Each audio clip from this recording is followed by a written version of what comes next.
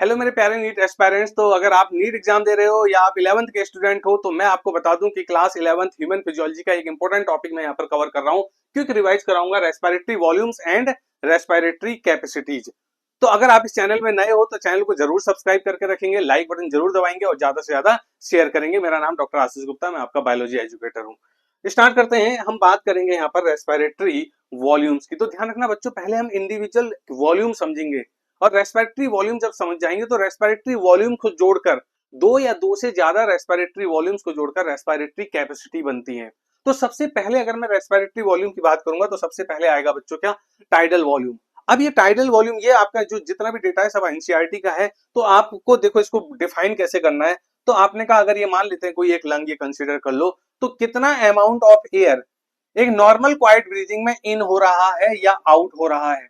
आपने कहा कितना अमाउंट ऑफ एयर एक क्वाइट ब्रीथिंग में, ध्यान रखना एक नॉर्मल क्वाइट ब्रीथिंग में कितना अमाउंट ऑफ एयर इन या आउट हो रहा है, उसको आप क्या बोल रहे हो, उसको आप बोल रहे हो tidal volume. So volume of air inspired और expired during a normal respiration. कोई फोर्सफुल की वाली बात नहीं करेंगे, कोई भी आपको एक्टिविटी नहीं करनी है, सिंपल नॉर्मल क्वाइट ब्रीथिंग। तो ये अमाउंट कितना होता है बच्चों, ये समथिंग अराउंड 500 ml होता है।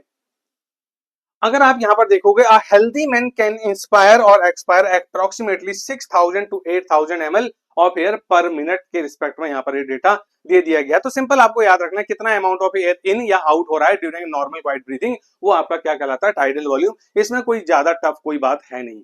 अब हम बात करते हैं अगले वॉल्यूम पर। अगला वॉल्यूम है हमारा बच्चों इंस्पायरेटरी रिजर्व वॉल्यूम। अब देखो नाम ही सब कुछ बता दे रहा है, इंस्पायरेटरी रिजर्व वॉल्यूम, यानी कि इंस्पायरेशन के रिस्पेक्ट में बात चल रही है। तो अगर मैंने ये कहा कि मुझे ये पता है कि मैंने एक नॉर्मल क्वाइट ब्रीथिंग की, ये नॉर्मल इन हुआ, तो ये नॉर्मल इंस्पायर किया आपने, तो इसको हम क्या बोलेंगे, टाइडल वॉल्यूम बोलेंगे। इस नॉर्मल इन के बाद भी तो आप एक बार फोर्स लगाओ, ये देखो एक एक्स्ट्रा एफर्ट लगा के extra amount of air in कर पा रहे हैं। तो फोर्सफुल मैनर पे इसके बियॉन्ड, नॉर्मल टाइडल वॉल्यूम के बियॉन्ड आप कितना amount of air forcefully inspire कर सकते हो, ये हो जाएगा inspiratory reserve volume. So a person can inspire by a forceful inspiration, और ये समथिंग अराउंड कितना होगा, 2500 टू 3000 ml इसकी रेंज आ जाती है। तो फोर्सफुल मैनर पे कितना इन कर पा रहे हैं। इसके बाद आपका अगला जो वॉल्यूम आएगा उसको आप बोलोगे एक्सपायरेटरी रिजर्व वॉल्यूम। अब देखो इस बार रिलेशन एक्सपायरेशन से है। तो आप, अगर मैं कह रहा हूं कि मैं एक फोर्सफुल मैनर पे ये फोर्सफुल एक्टिविटी से इन कर पा रहा हूं, तो यही सेम इवेंट में उल्टा भी तो कर सकता हूं। फोर्सफुल इवेंट से मैं क्या अमाउंट ऑफ एयर बाहर एक्सपेल आउट कर पा रहा हूं कि नहीं कर पा रहा हूं, करके देखो, बिल्कुल कर पा रहे होगे। देखना ये देखो, फोर्स लगा के कुछ ना कुछ amount of air expel out कर रहा हूं मैं, यही आप भी कर सकते हो। तो फोर्सफुल मैनर पे कितना amount of air expel out कर सकते हैं, वो ईआरवी होगा। A person can expire by a forceful expiration, और ये समथिंग अराउंड 1000 टू 1100 ml इसकी नॉर्मल रेंज होती है। अब लास्ट में अगर हम बात करें, लास्ट में होता है रेजिडुअल वॉल्यूम। तो मुझे बच्चों ये बताओ, अगर मैंने कहा मैंने एक फोर्सफुल मैनर पे आउट किया ये, तो फोर्सफुल मैनर पे जो मैंने आउट किया वो ईआरवी गया हुआ। तो क्या इस ईआरवी के बाद, मैंने कहा पहले मैंने ये टाइडल वॉल्यूम बाहर हुआ, इसके बाद मैंने कहा चलो ये मैंने एक फोर्सफुल ईआरवी बाहर फेंक दिया, क्या मेरे लंग्स खाली हो गए? नहीं, अभी भी लंग्स में कुछ ना कुछ वॉल्यूम एयर का बचा हुआ है, और उस बचे हुए वॉल्यूम को क्या बोलते हैं, रेजिडियल वॉल्यूम, जिसको हम फोर्सफुली बाहर नहीं निकाल पाएंगे। सो volume of air remaining in the lungs even after a forceful expiration, ये फोर्सफुल एक्सपायरेशन किया उसके बाद भी जो अमाउंट बचा हुआ है लंग्स में बच्चों, वो कहलाता है रेजिडियल वॉल्यूम। और ये आपने बोल दिया समथिंग अराउंड कितना आ जाएगा, 1200 के आसपास ये वैल्यू आ जाएगी। होपफुली ये बात क्लियर हो गई। चलो, अब मैंने ये कहा कि ये तो सिंपल रेस्पिरेटरी वॉल्यूम होते हैं बच्चों। इन वॉल्यूम्स को जोड़कर, दो या दो से ज्यादा वॉल्यूम्स को जोड़कर बच्चों रेस्पिरेटरी कैपेसिटी बनती है, और ये कैपेसिटी भी चार टाइप की होंगी। तो सबसे पहले इंस्पायरेटरी कैपेसिटी की बात अगर हम करें, तो सबसे पहली कैपेसिटी कौन सी है बच्चों, इंस्पायरेटरी कैपेसिटी है। अब आप देखो बता रहा किसकी कैपेसिटी, इंस्पायरेशन की कैपेसिटी। मैंने अभी बताया दो या दो से ज्यादा वॉल्यूम को जोड़कर कैपेसिटी बनेगी। तो इंस्पायरेशन की मैक्सिमम कैपेसिटी कितनी हो सकती है बच्चों, खुद सोचो, इंस्पायरेशन की मैक्सिमम कैपेसिटी कितनी हो सकती है। तो मैंने कहा एक तो नॉर्मल इन करते हैं हम, नॉर्मल इन किया तो क्या कहलाएगा, टाइडल वॉल्यूम कहलाएगा। और फिर आप ये देखो उसके बाद आप एक फोर्सफुल इन करते हो, इंस्पायरेटरी रिजर्व वॉल्यूम। तो आईसी में क्या क्या काउंट हो जाएगा बच्चों? आईसी में काउंट हो जाएगा tidal volume plus inspiratory reserve volume. ये दोनों वॉल्यूम क्या बन जाएंगे? ये दोनों मिलाकर आईसी बन जाएगा। तो टाइडल वॉल्यूम प्लस आईआरवी क्या बन जाएगा? इंस्पायरेटरी कैपेसिटी बन जाएगा। ये हमारी पहली कैपेसिटी डिफाइन हो गई बच्चों। अब दूसरी कैपेसिटी को फोकस करते हैं। दूसरी कैपेसिटी है expiratory capacity. Total volume of air a person can expire after normal inspiration. Normal inspiration के बाद कितना? भाई नॉर्मल इंस्पायरेशन ये किया आपने, ये नॉर्मल इन किया, ये नॉर्मल इन। तो total volume of air a person can expire after normal inspiration. इस नॉर्मल इंस्पायरेशन के बाद आप कितना amount of air expel out कर सकते हो? तो बताना। एक नॉर्मल इन के बाद क्या एक नॉर्मल आउट कर सकते हैं? यस, नॉर्मल आउट कर सकते हैं। नॉर्मल को क्या बोलते हैं? Tidal volume. क्या इसके बाद एक और फोर्स लगा के भी तो आउट कर सकते हैं? यस, फोर्स लगा के ईआरवी। तो इसके बाद ईआरवी भी बाहर कर सकते हैं। इसका मतलब हो गया ये tidal volume plus ERV equal to क्या हो जाएगा? एक्सपायरेटरी कैपेसिटी हो जाएगा बच्चों। इसमें कोई डाउट नहीं है, बहुत सिंपल सा है। होपफुली यहां तक बात क्लियर हो गई होगी।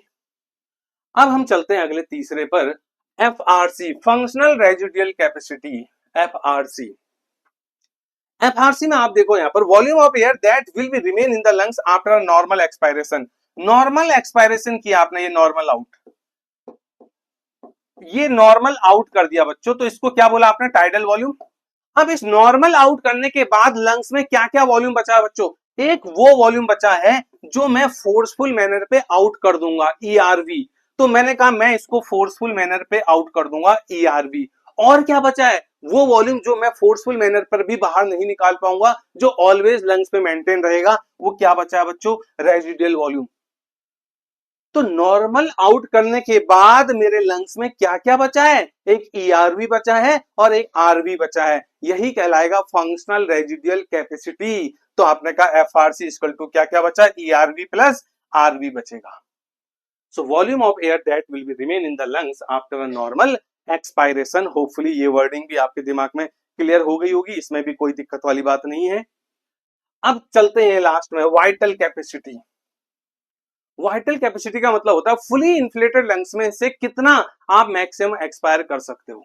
फिर से मेरी बात सुनना, फुली इन्फ्लेटेड लंग्स यानी कि मैक्सिमम इंस्पायर करने के बाद मैक्सिमम एक्सपायर कितना कर सकते हो।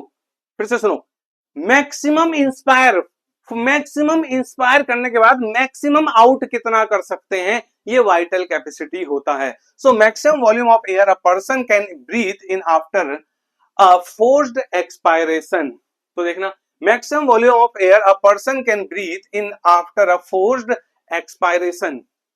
बात वही है भाई। फोर्स एक्सपायरेशन का मतलब, फोर्स एक्सपायरेशन का मतलब क्या हो गया?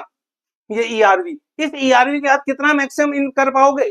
तो बात तो एक ही है। इसको ऐसे भी बोलो, फुली इन्फ्लेटेड लंग्स में से कितना मैक्सिमम आउट कर सकते हैं। तो फुली इन्फ्लेटेड लंग क्या होता है बच्चों? Tidal volume plus IRV. इसके बाद आपने कहा फुली इन्फ्लेटेड लंग्स, ये तो ये वॉल्यूम सबसे पहले बाहर जाएगा और उसके बाद एक फोर्सफुल मैनर पे भी तो बाहर जाएगा, जिसको आप बोलते हो ईआरवी। तो ये वैल्यू बन जाएगी क्या? So ERV, TV and IRV, इन तीनों को जोड़कर क्या बन जाता है? Vital capacity. तो maximum volume of air a person can breathe in after a force expiration. After force expiration, करो जरा फोर्स एक्सपायरेशन। ये क्या किया मैंने? ईआरवी। इस ईआरवी के बाद कितना मैक्सिमम ले सकते हैं? एक नॉर्मल टाइडल वॉल्यूम और एक फोर्सफुल आईआरवी। तो ERV plus TV plus IRV, तो आप देखो ERV plus TV plus IRV, तो ये आपका क्या हो जाएगा? वाइटल कैपेसिटी बन जाएगा बच्चों। होपफुली ये बात क्लियर है। और इस टीएल लास्ट में आता है बच्चों टीएलसी। वाइटल कैपेसिटी में आप क्या जोड़ दो? रेजिडुअल वॉल्यूम जोड़ दो। तो आपने कहा टीएलसी, टोटल लंग कैपेसिटी। भाई वाइटल कैपेसिटी में रेजिडुअल वॉल्यूम जोड़ दो तो आपके पास क्या बन जाएगा? ये टोटल लंग कैपेसिटी बन जाएगी। यानी कि सारे के सारे वॉल्यूम, ऑल वॉल्यूम, चार के चार वॉल्यूम को एक साथ जोड़ दो, टोटल लंग कैपेसिटी बन जाएगी। So the total volume of air accommodate in the lungs at the end of the forced inspiration. So RV ERV, तो इसका मतलब क्या हो गया? सब जोड़ दो, RV plus IRV plus ERV plus tidal volume equal to TLC बन जाएगा, टीएलसी। तो ये आप ऐसे लिखो या ऐसे लिखो, बात एक ही है।